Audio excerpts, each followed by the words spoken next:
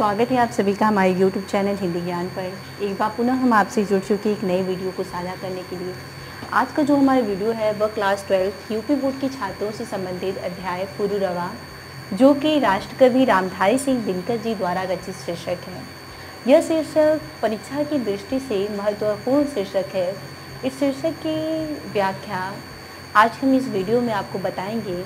पुरूरवा, जो कि एक प्रतापी मेधावी पुरुष हैं, वह इस सत्य पर आश्चर्य प्रकट करते हैं कि क्यों शक्तिशाली से शक्तिशाली पुरुष एक कोमल स्त्री के सामने असहाय हो जाता है, मजबूर हो जाता है। क्यों एक नारी उसे स्वाभाविक अपने तिरछे नयन के बाढ़ से घायल कर देती है और उसके हृदय को जीत कर अपने वश में कर लेती है। पुरूरवा जो शीर्षक है वो बहुत ही इंटरेस्टिंग शीर्षक भी है। तो आइए हम इस शीर्षक के संपूर्ण पद्यांशों को देखते हैं। इससे पहले इस अध्याय पर दिए उपर्युक्त जो कथन है उसे हम पढ़कर बताना चाहेंगे। उर्वशी नामक काव्य की तीसरे अंक से उद्धृत पुरूरवा के कथन में इस सत्य पर आश्चर्य प्रकट किया गया है कि मेधावी, परम प्रतापी एवं प्रचंड शक्तिशाली पुरुष कठोर से कठोर आघात को सहज ही सह लेता है। वही नारी के सौंदर्य एवं प्रेम के आगे आत्मसमर्पण क्यों कर देता है। सहज आकर्षक छवि और प्रणय की अनुभूति पुरुष की दुर्दांता को पिघलाकर कैसे रस की धार में परिवर्तित कर देती है। पुरूरवा शीर्षक के पद्यांशों को हम एक दृष्टि में देखते हैं। कौन है अंकुश, इसे मैं भी नहीं पहचानता हूँ, पर सरोवर के किनारे कंठ में जो जल रही है उस तृष्णा उस वेदना को जानता हूँ। सिंधु सा उद्दाम अपरंपार मेरा बल कहाँ है, गूंजता जिस शक्ति का सर्वत्र जय जयकार उस अटल संकल्प का संबल कहाँ है। यह शिला सा वृक्ष, ये चट्टान सी मेरी भुजाएं, सूर्य के आलोक से दीपित सम्मुत भाल, मेरे प्राण का सागर उताम उछल है।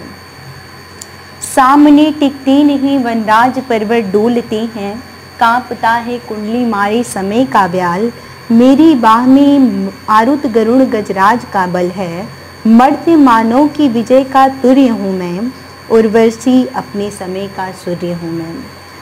अंधतम के भाल पर पावक जलाता हूँ, बादलों के शीश पर अंचंदन चलाता हूँ, पर न जानी बात क्या है, इंद्र का आयुध पुरुष जो झेल सकता है, सिंह से बाहें मिलाकर जो खेल सकता है, फूल के आगे वही असहाय हो जाता, शक्ति के रहते हुए निरुपाय हो जाता, विप्र हो जाता है सहज बंकिम नयन के बाण से, जीत लेती रूप सी नारी उसी मुस्कान से।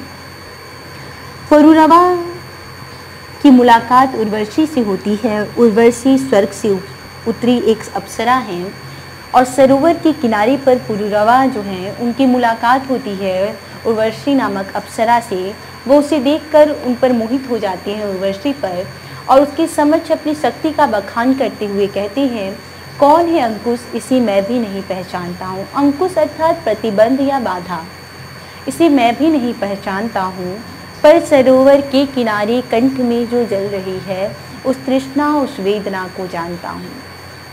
पुरूरवा कहते हैं, आखिर कौन सा प्रतिबंध है, कौन सी ऐसी बाधा है जो मुझे रोक रही है, उसके बारे में मैं भी नहीं जानता हूँ, पर सरोवर के किनारे कंठ में जो जल रही है उस तृष्णा उस वेदना को जानता हूँ। वह कहते हैं तृष्णा अर्थात प्यास, मैं उस प्यास और उस असीम वेदना को भली प्रकार से पहचानता हूँ जो सरोवर के किनारे मीठी सी कसक बनकर मेरे कंठ में जल रही है। अगली पंक्तियों में पुरूरवा कहती हैं, सिंधु सा उद्दाम अपरंपार मेरा बल कहाँ है। वह कहते हैं कि सागर के लहरों के समान उताल निरंकुश, जिस पर कोई अंकुश नहीं लगाया जा सकता, वह बल इस समय कहाँ है। गूंजता जिस शक्ति का सर्वत्र जय जयकार, मेरे जिस शक्ति का जय जयकार दसों दिशाओं में गूंजता है, वह इस समय शक्ति मेरा साथ क्यों नहीं दे रही, वह शक्ति इस समय कहाँ मुझे छोड़कर चली गई है, अर्थात मेरे साथ वो शक्ति क्यों नहीं है। उस अटल संकल्प का संबल कहाँ है, संबल अर्थात सहारा, वह अटल और दृढ़ निश्चयी सहारा देने वाला मेरा बल इस समय कहाँ है। यह शिला सा वृक्ष, ये चट्टान सी मेरी भुजाएं। पुरोरा आगे कहते हैं कि यह शिला सा वृक्ष, शिला अर्थात पत्थर के समान दृढ़ मेरा वक्षस्थल, ये चट्टान सी मेरी भुजाएं, और ये चट्टान सी